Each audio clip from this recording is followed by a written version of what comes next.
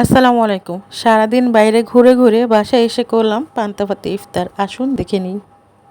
আলহামদুলিল্লাহ, সুভার উসিলা আজকে আমরা পান্তা ভাত খেয়েছি। সুভা যা যা বলেছিল চিন্তা করলাম মেয়েটা যেহেতু রোজা থাকে, তাই তার জন্য একটু এসব ব্যবস্থা করা যেতেই পারে। সাথে তো আমরাও খাবো অবশ্যই।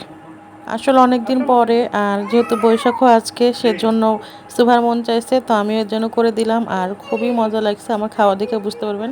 আমরা আসলে আজকে সবাই খুব ভালো মতো পেট ভরে পান্তা ভাত খাইছি।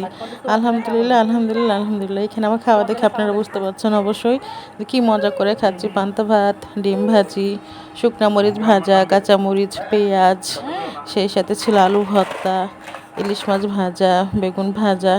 আসলে অন্যরকম একটা মজা লেগেছিল।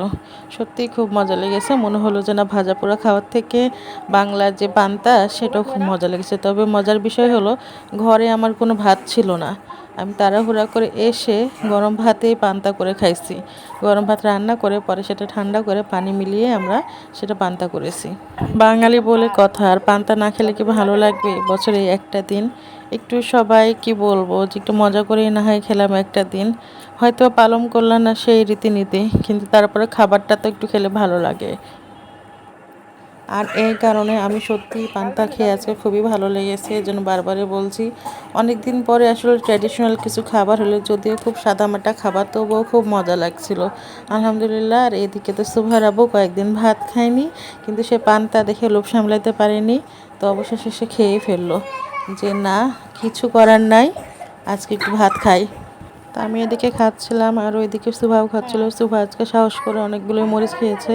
তো সুভাকে জিজ্ঞাসা করলাম যে সুভা কেমন হয়েছে, তো শুনুন সুভা কি বলে। কেমন লাগলো?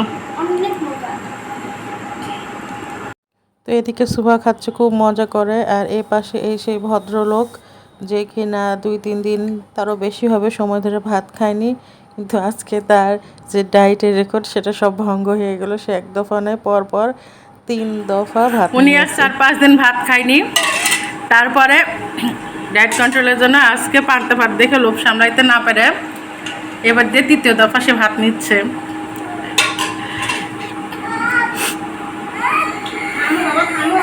পান্তা ভাতের লোভ সামলাইতে পারেনি সে।